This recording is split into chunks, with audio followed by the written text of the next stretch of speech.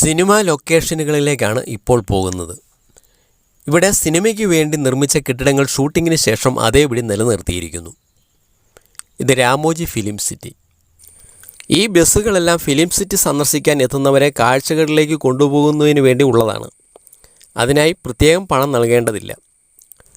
ബസ്സിനുള്ളിൽ ഇവരൊക്കെയാണ് എൻ്റെ കൂടെയുള്ളത്. വലതുവശത്ത് കാണുന്നത് ഫിലിം സിറ്റിയിലെ മുഗൾ ഗാർഡൻ.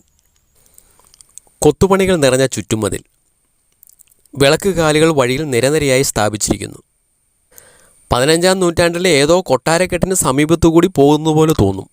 മുഗൾ കാലഘട്ടത്തിലെ നിർമ്മാണ രീതികളാണ് ഇവിടെ ഉപയോഗിച്ചിരിക്കുന്നത്. വഴിയുടെ ഇരുവശത്തും പലതരത്തിലുള്ള നിർമ്മിതികൾ, എല്ലാം സിനിമാ ചിത്രീകരണത്തിന് വേണ്ടി ഉണ്ടാക്കിയവയാണ്. ഇടതുവശത്ത് കാണുന്നത് ലൈം ലൈറ്റ് ഗാർഡൻ.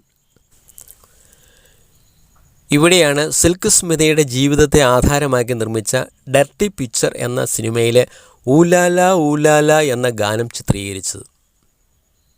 ഏതോ ജംഗ്ഷനിൽ എത്തിയതുപോലെ തോന്നും. ഇവിടെയും ഒരു ജലധാരയുണ്ട്. മാലാഖമാരുടെ ചിത്രങ്ങൾ കൊത്തിവച്ചിട്ടുള്ള ജലധാര. മൈതാനത്ത് മനോഹരമായ ശില്പങ്ങളും കാണാം. എവിടെയും പച്ചപ്പ് നിറഞ്ഞു നിൽക്കുന്നു. പുല്ല് പിടിപ്പിച്ച് മനോഹരമാക്കിയ മൈതാനങ്ങൾ, വഴിയുടെ ഇരുവശത്തും തണൽ മരങ്ങൾ, ഇടയ്ക്കിടെ ജലധാരകൾ. സിനിമാ ഷൂട്ടിംഗ് കൂടാതെ മാരേജ് പാർട്ടി, ബർത്ത്ഡേ പാർട്ടി ഒക്കെ ഇവിടെ നടത്താറുണ്ട്. ഫിലിം സിറ്റിയുടെ ഓരോ ഇഞ്ചും എത്ര സൂക്ഷ്മതയോടുകൂടിയാണ് പരിപാലിക്കുന്നതെന്ന് ഇതൊക്കെ കാണുമ്പോൾ മനസ്സിലാവും. ഇത് മറ്റൊരു പൂന്തോട്ടം. അകലെ കാണുന്നത് ഹവാമഹൽ, രാജസ്ഥാൻ വാസ്തുവിദ്യയിൽ നിർമ്മിച്ച ഒരു ഭാഗം. ഇവിടെ അലങ്കാര പനകൾ തണൽ വിരിച്ച മനോഹരമായ വഴികൾ കാണാം.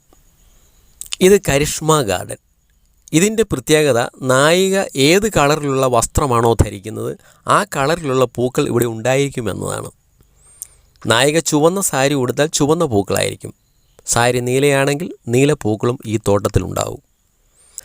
നായിക ഏത് സാരിയാണ് ഉടുക്കുന്നതെന്ന് സംവിധായകൻ 1 മിനിറ്റ് മുമ്പൊന്ന് പറയണമെന്ന് മാത്രം. മുന്നിൽ ഒരു ഫൗണ്ടെയിൻ കാണുന്നുണ്ട്, ജഗ് ഫൗണ്ടെയിൻ. വലതുവശത്ത് കാണുന്നത് സിനിമയിൽ വിവിധ ഓഫീസുകളായി ചിത്രീകരിക്കുന്ന കെട്ടിടഭാഗമാണ്. ഒരു സിനിമയിൽ കോടതിയാണെങ്കിൽ മറ്റൊരു സിനിമയിൽ ഇത് ബാങ്കായി മാറും. ബസ് ഒരു ചെറിയ വഴിയിലേക്ക് തിരിഞ്ഞു. ഇതും ഇരുവശത്തും ചെടികൾ വെച്ച് മനോഹരമാക്കിയിരിക്കുന്നു. ആലപ്പുഴയിൽ ഒരു ഫിലിം സ്റ്റുഡിയോ ഉണ്ടായിരുന്നു. ഒരു കോഴി കൂവുന്ന കവാടമുള്ള സ്റ്റുഡിയോ, ഉദയ സ്റ്റുഡിയോ. ആരോമലുണ്ണി, കണ്ണപ്പനുണ്ണി തുടങ്ങി വടക്കൻ പാട്ടുകളെ ആധാരമാക്കി ധാരാളം സിനിമകൾ അവിടെ ഷൂട്ട് ചെയ്തിട്ടുണ്ട്. ഇന്ന് സ്റ്റുഡിയോ ഇരുന്ന സ്ഥലം ശൂന്യമാണ്.